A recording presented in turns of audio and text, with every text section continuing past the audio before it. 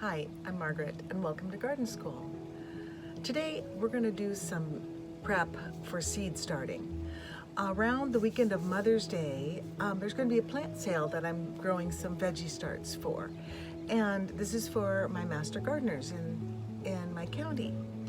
So I volunteered to do some vegetable starts, some easier ones that don't require supplemental heat or supplemental light because I don't have a good setup for that. So these are seeds, veggie starts that will be like kind of cold started, I guess is what you'd say. Well, it is not quite the middle of March, and I have some seeds that I'm going to start: Swiss chard, kale, and then some lettuces. And I might wait till next week to do the lettuces. What I'm going to do right now is just show you what we do in preparation for that. This is the planting medium, the seed sowing medium that has been prepared, and it looks like it has some fiber, like maybe it's peat. And I know there's some questions about using peat and how sustainable that is. I'm not going to question whoever prepared this for me. I'm going to thank them. There's also some perlite in it, but basically it is the medium for the seeds to start in. It's not high in nutrition per se, because the seeds will have their nutrition from the seed coat and from the seed itself. So what we're going to do, you can see how dry this is. I'm just going to break up the clumps of this material, and then I'm going to add some water. Okay, and I'm going to go slow at first, but this will take a long time to absorb, and you'll be surprised how much water it absorbs. So let's just stir it up a little bit.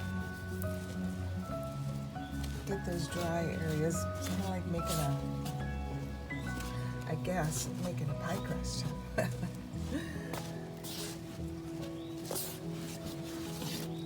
Except you don't have to worry about over stirring here or over mixing.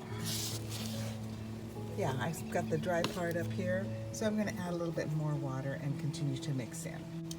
Using a soilless medium for plants starts is really advantageous. It's not heavy material. If you think about how heavy sandy loam can be, that's really a heavy and a pretty dense material. But this peat, or sometimes the coconut coir, is what's being used. Other mediums are being researched that would be a substitute and more sustainable than peat. Anyway, they're lightweight. They do hold moisture, which is very important for the seeds as the seed coat is softening and starting to germinate. I'm going to add a little more water, and then I'm just going to let this sit and continue to absorb. Now I've got my flat here filled with my little sections, my little 6-packs, and I've filled it up with that soilless medium for starting the seeds. And then, in order to just give us some compaction a little bit, make sure they're full, I'm just going to take an empty one and press it down. And then if I need to fill in a little bit more, I can do that. So those are ready to be seeded. Now I did want to say one thing more about the medium. Now the medium we're using is sterile. It does not have the fungal mycorrhizae that interact with the plants as they are growing and help to break down the nutrients in the soil and make them available for the roots of the plants. But that's okay, because the energy that these seeds need is going to come from the seed itself.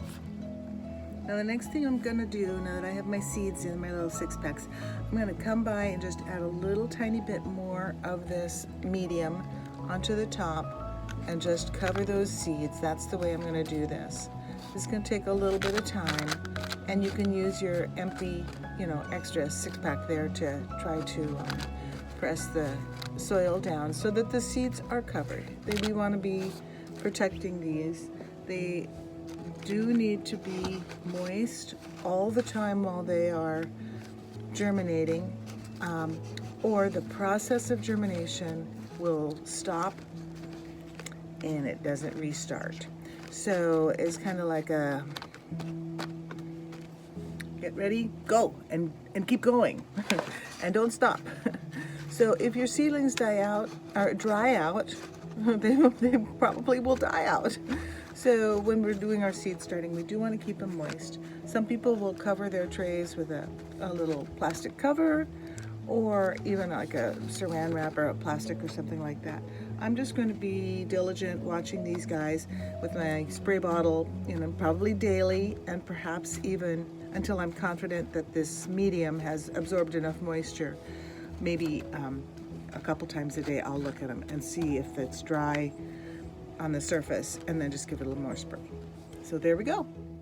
So this is the shared space that I'm using for these planted or these seeded trays. We've got kale, we have some Swiss chard here. I'm putting them out here in my unheated garage just to protect them a little bit.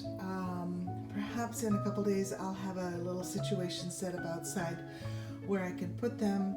They should be okay with our temperature now, getting toward the middle of March.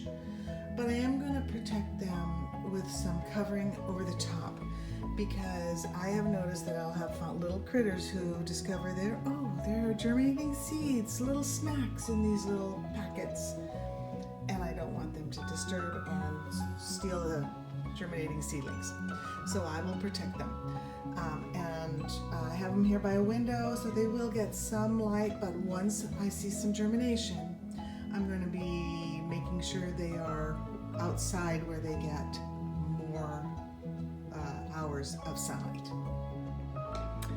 Well, I have now made some labels with so I can identify what's going on in these little seed packets or seed 6-packs, and then I will be ready to put these guys also out in the garage where they can just work on the seed coats absorbing moisture from the medium and starting their germination process. Now, someone has very kindly done the calculation of when to start these seeds so that they will be like transplant size the weekend of Mother's Day, the first weekend of May. And that is something that you need to consider, because if you do start your seeds too early, they're going to be ready to go out of their little 6-packs or out into the garden before the soil temperature and the weather is ready for them. Now, something you can do if you happen to notice that is you can take your little tiny guys from these. This might be a hard one to do, but you can pot them up. So you could, once these do have little seedlings in them, you could remove them, put them in a larger container so that there's still more room for the root, and they might still be able to stay indoors or in a protected area in a greenhouse perhaps until it's time for them to go out. But this has been done for me to tell me now's the week to plant these particular things so that they'll be ready for sale and for planting that first weekend of May, Mother's Day weekend. Well, that's what I wanted to show you guys today. Have fun starting seeds. It's all an experiment. Some things will work like a charm, others you'll have to do some adjustment for. That's what it's all about. Finding what works, noticing what doesn't, making those adjustments, and getting success. You will get success. Well, there's always more to learn in the garden. Bye-bye.